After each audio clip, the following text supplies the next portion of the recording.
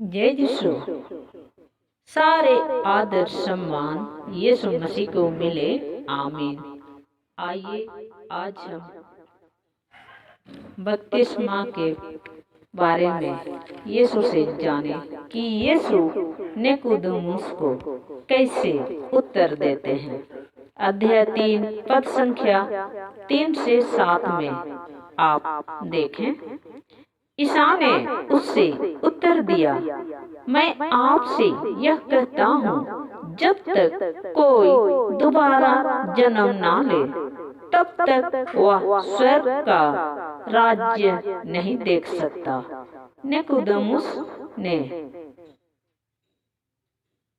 उनसे पूछा, मनुष्य कैसे बूढ़ा हो जाने पर दोबारा जन्म ले सकता है?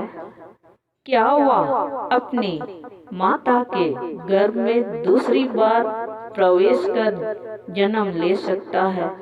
ईसा ने उत्तर दिया, मैं आपसे यह कहता हूँ, जब तक कोई जल और पवित्र आत्मा से जन्म ना ले तब तक वह ईश्वर के राज्य में प्रवेश नहीं कर सकता। वो देह से उत्पन्न होता है, वह देह है, और जो आत्मा से उत्पन्न होता है वह आत्मा है। आश्चर्य ना कीजिए कि मैंने यह कहा, आपको दोबारा जन्म लेना है। यीशु के प्रियो, जब तक मनुष्य पिता और पुत्र और पवित्र आत्मा के नाम पर दोबारा जन्म नहीं लेता, मतलब बपतिस्मा नहीं लेता, तब तक वह ईश्वर के राज्य में प्रवेश नहीं करता है। क्योंकि प्रभु यीशु कहते हैं, जो लोग मुझ पर विश्वास करता है और बपतिस्मा लेता है वे ईश्वर की महिमा को देखेंगे। हम संत यूहन्ना के अनुसार सुसमाचार में प्रस्तावना में हम देखें कि अध्याय 1 पद संख्या से लेकर आप 18 तक देखिए। आदि में शब्द था, शब्द ईश्वर के साथ था और शब्द ईश्वर था। क्या था? शब्द ही ईश्वर था। वह आदि में ईश्वर के साथ था और आदि मतलब सबसे प्रथम, शुरू में ही ईश्वर के साथ था। उसके द्वारा सब कुछ उत्पन्न हुआ। जो हम लोग इस संसार में देखते हैं, सब कुछ उसके द्वारा उत्पन्न हुआ है। उसमें जीवन था और वह जीवन मनुष्य की ज्योति था। और आज उस ज्योति को हम लोग देखते हैं किसके रूप में? यीशु मसीह के रूप में। वह ज्योति अंधकार में चमकती रहती है। अंधकार ने उससे नहीं बुझाया, क्योंकि अंधकार से ज्यादा सर्वशक्तिमान यीशु मसीह है, ईश्वर है।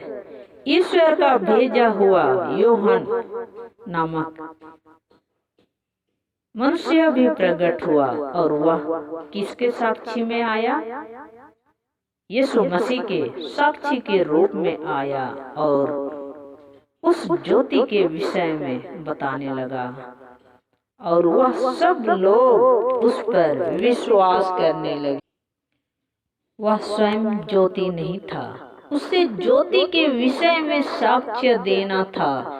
सब वह सच्ची ज्योति था जो प्रत्येक मनुष्य का अंधकार दूर करती है।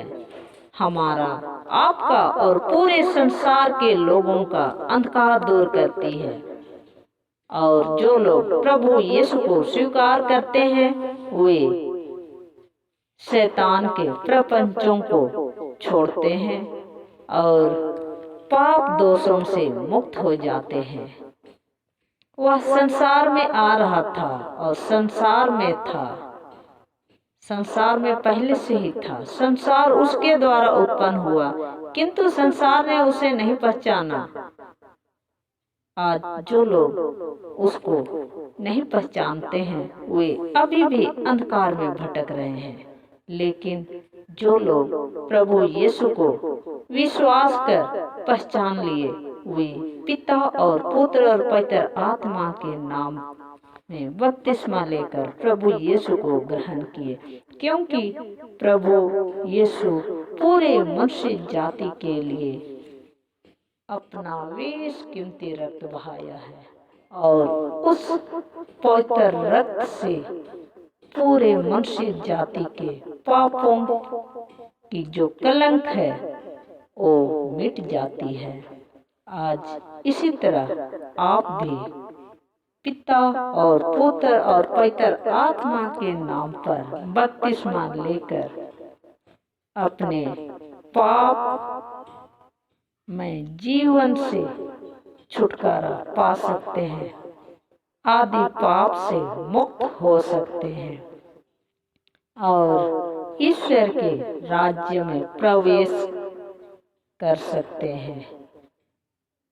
जितनों ने उसे अपनाया और जो उसके नाम में विश्वास करते हैं, उन सबों को उसने ईश्वर की संतान बनने का अधिकार दिया। यीशु मसीह सबको ईश्वर का संतान बनाने का अधिकार दिया।